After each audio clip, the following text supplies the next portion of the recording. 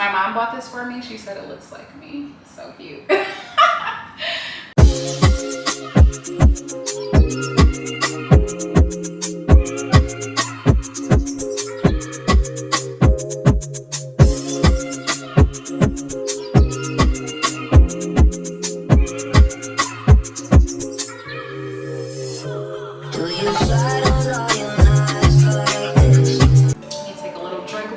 Here.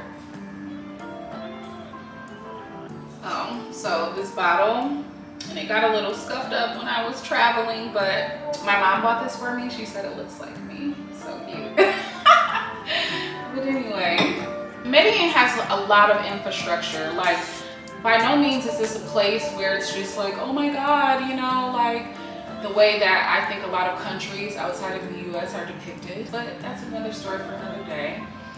It's a little more difficult to get around out here via like Uber. For instance, Uber is actually illegal out here, but people do it.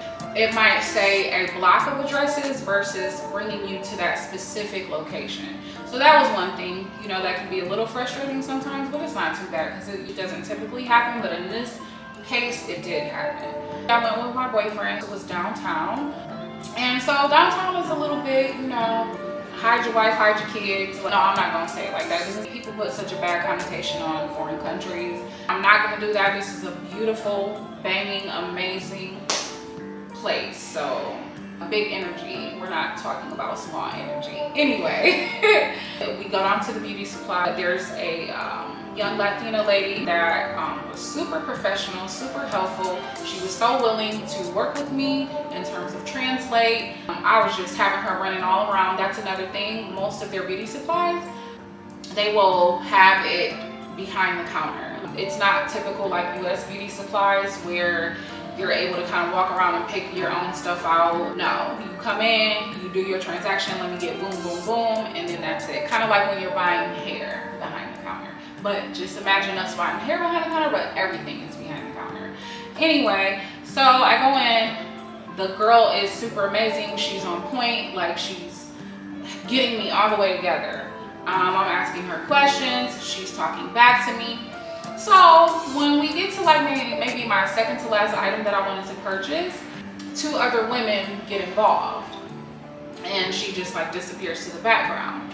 They come up, they start handling me from there. First mistake that I made, this place does not have a credit card machine. So let me just say this for the record, most places that we go, that I go, that we go, that my family goes in Medellin, they have a credit card machine. So even if you're not like totally familiar, you will be able to get out and pay, you know. So this place did not have that. They had like a QR code that was connected to Colombia, and I was like, I don't have an account with them, so you know, it was like a different energy. Like they were making it a little more difficult than I felt it should have went, but maybe that's just me and my first world problems. But there was like, you know, we're all trying to communicate the best we can. I know that I need my products. Okay, fine, you don't have a credit card machine, but it took us like 10 minutes to get to that point, or at least it felt that way. Because it can be very intimidating, it can, not being fully fluent and just knowing basic phrases and things that do get us around for the most part, but now we really got to do a lot of talking. So if you're planning on moving here, get that Spanish together, honey.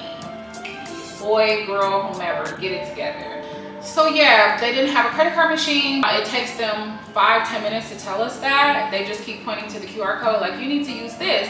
But also in the process, there's a lot of laughter between them.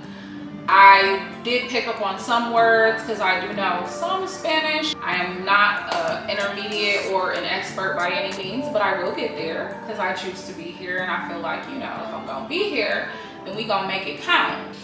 Anyway, yeah, the girl was just, there was just a lot of laughter and a lot of shady boots, especially from one in particular. I believe one was the owner and the other was a manager.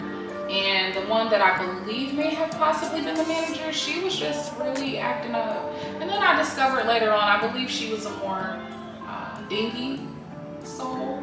She was just, you know, so. But the owner became very protective. She's like, you need to protect your purse, like, you know, because we had asked to go to an ATM. go to the ATM, the first ATM doesn't have any money. We go to the second ATM doesn't have any money. So we find a third ATM, which was already adding to the stress of the situation. Like, wow, 2 ATMs in this area don't have money. So luckily we end up finding one. We get back to the shop. Of course, at that point they had already bagged everything up for me, or so I thought. So we're ready to pay, we're ready to move on. I needed the product. I had put in so much time. It had been probably 30 minutes to an hour at this point. Gone are the days when I can just run into the beauty supply and run out. It takes a lot more in order to get through it when you don't speak the language. So we get back there. Hey, we have the mucho dinero. Let's do it. You know? Andale. So the lady is like, starts talking to us again. And this is one thing I can say about my experience thus far in Colombia, whether I was visiting and now living here. Most people that you run into in customer service, and maybe it's just the areas that we frequent, most people are very kind. They will take their time with you, just as the young lady did when I initially walked into the beauty supply. The problem was, you know, I just think anytime a customer is patronizing your business, that you should try to ramp up the professionalism. And if you want to like have a big laughter party after I leave, so be it. But their dynamic, you know, just the energy was a little nasty. So when we get back, she's like talking, which is another thing they don't do once they realize you know the language. They have a tendency to try to shorten everything up and like, let's keep it basic and simple as we can in order to get the end result that we all desire. They just are having full-on conversations. Yeah, okay, the money. So then my dude gets irritated. He pulls out his phone and he's like, say what you need to say in here. And not in a rude way, but it's like, here, you know we can't speak the language. We keep having this full-on conversation. Speak it into the phone, please. So she speaks into the phone and it basically translates like, you guys must have went very, very far considering how long it took you. And he was like, well, so he gets back on translating. He's like, well, the problem was we went to 2 ATMs, both were out of money. We had to find a third. She kind of like shuts it down after that, rings us up. I pay her, we get our change, and boom, get our bags, we dip out. So after that, we go to the mall, bounce around town a little bit more, and we get back, and I discovered that my nail polishes are missing. I can't use my curing machine unless I have nail polish. So that was a little annoying because I thought I seen her bag up everything, but who knows? Maybe it was a game, or maybe it was a little fun to mess with the gringos, you know? But it doesn't matter here nor there. Got through that situation. I say all this to say it was stressful. There were factors and things that I didn't expect, such as the credit card, them not having a credit card machine, me not being able to walk in the beauty supply as I normally do in the States, having to walk to several ATMs within the area, ATMs being out of money. It was just a different space and energy. And I think that the initial energy that was created among the management didn't make it any easier. I think for me, I'm very empathetic towards people, especially when it comes to obstacles such as language. Let's try to figure it out. I've been in customer service, I've been in, you know, retail. I've had to be very patient and very kind and very understanding. You know, but I can't expect everybody to treat me how I would treat them. Doesn't matter where you go in the world, there's always going to be petty people. Again, maybe it was just my experience that made me feel a little more heightened in terms of my stressors. And so I was, like I said, my perception may have been a little off, but I think we all are old enough to know when we sense energy that isn't totally like for you, you know?